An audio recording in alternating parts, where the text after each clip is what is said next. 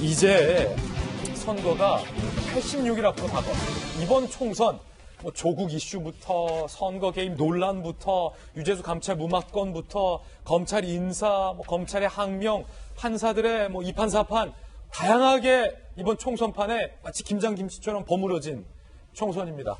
지키려는 자, 무너뜨리는 자, 거의 목숨을 건 단판승, 한판 승부가 이번 총선의 의미일 겁니다. 그래서 저희 돌직구쇼에서만 만날 수 있는 코너입니다. 돌직구쇼 총선 알림에서 이번 총선의 큰 그림 한번 그려보시기 바라겠습니다. 함께 보시죠. 돌직구쇼 총선 알림 첫 번째 알림입니다. 어제죠? 일요일 안철수 전 대표가 귀국했어요. 공항에서 큰절도 했습니다. 광주 찍고 부산 2016년을 그리는 것 같아요. 안철수 전 대표의 모습부터 직접 한번 살펴보시죠.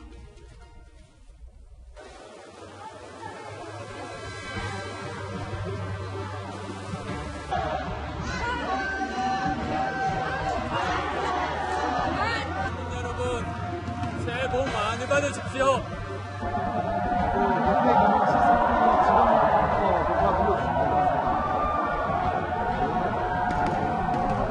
존경하는 국민 여러분, 그동안 안녕하셨습니까?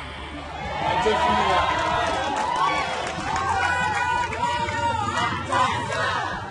저는 부조리하고 불공정한 사회를 바꾸고 싶어 정치를 시작했습니다. 그 마음은 지금도 변함이 없습니다.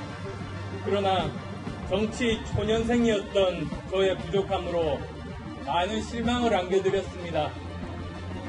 늦었지만 죄송하다는 말씀 드립니다. 지금 대한민국이 안고 있는 문제의 기저에는 현 정권의 진영 논리에 입각한 배제의 정치, 과거지향적이며 무능한 국정 운영이 자리 잡고 있습니다. 그 반대편에는 스스로 혁신하지 못하며 반사 이익에만 의존하려는 야당들이 있습니다. 이러한 구조가 바뀌지 않는다면 우리에겐 내일이 없습니다. 전 정부의 잘못된 정책을 바로잡고 국정 운영의 폭주를 저지하는 데 앞장서겠습니다. 진영 정치에서 벗어나 실용적 중도 정치를 실현하는 정당을 만들겠습니다. 실제로 문제를 해결하고 세상을 변화시키는 데 초점을 둔다는 뜻입니다. 네, 안철수 전 대표의 귀국 인사 들어봤는데 정치권에서는 과연 안철수의 복귀에 대해서 어떻게 보고 있을까요? 정치권 반응도 살펴보시죠. 민주당에서는 신선함도 없었고 기대도 없다. 총선에 변수 못 된다. 냉정하게 평가절하 했습니다. 그리고 대한신당 수석대변인 장종숙 대변인이 실패한 정치인, 돌아온 탕자다. 정의당에서도 여전히 전략적 모호성을 구사하고 있다. 진보진영은 경계하는 분위기. 보수진영은 뭔가 기대를 갖고 있어요. 통합에. 황교안 대표는 자유우파 대통합의 역할을 해줘라. 박형준 혁신통치위원장이죠. 나중에 만나서 연대할 수 있다. 하태경 의원은 중도 보수를 명확히 해야 되고 정치 노선부터 좀 밝혀야 된다라는 각각 다른 분위기의 반응들이 현재 나오고 있는 상황인데요. 안철수 전 대표가 돌아오면서 보수 통합에는 관심 없다라고 얘기를 했어요. 선을 분명히 그었습니다. 본인의 불출마 선언도 했습니다. 함께 보시죠. 저는 관심 없습니다.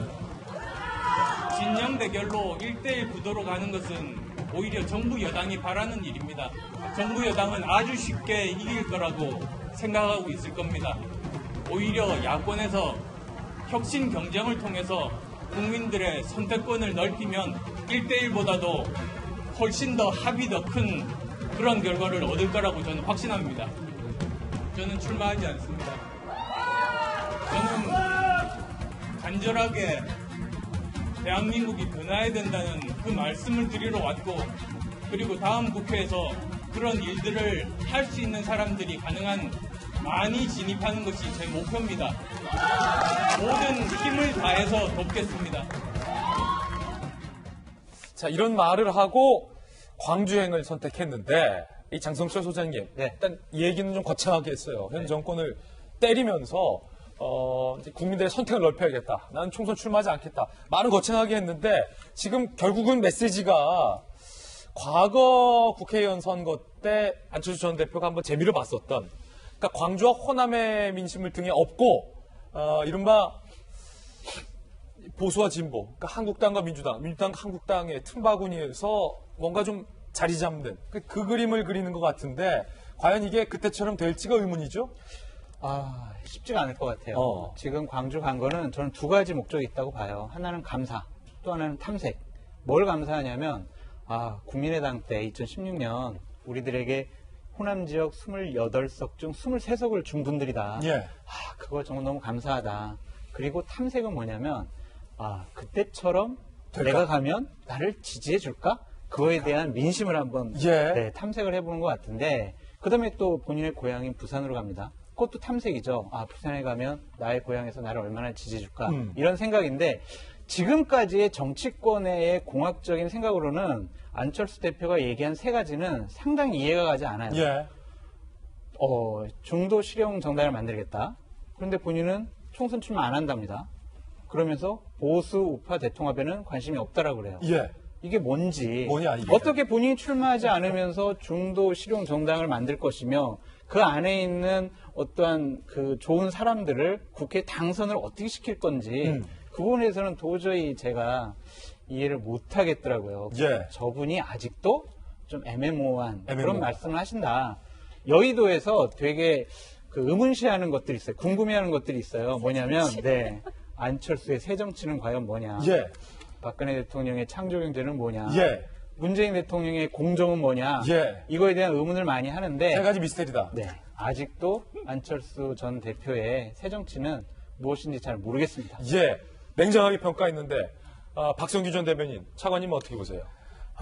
어저께 기자회견 보고 예. 제가 볼 때 여당에서 굉장히 좋아했을 것 같아요. 민주당이 좋아했을 거다. 네, 민주당이 굉장히 평가 잘했지만은 걱정 안 해도 되겠구나 하는 화두들 몇 가지 던졌어요.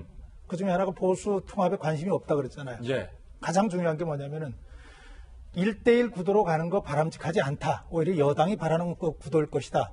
이렇게 얘기를 해놨어요. 예. 오히려 야당끼리 경쟁을 통해 가지고 혁신 경쟁을 하는 것이 국민의 마음을 얻을 것이다.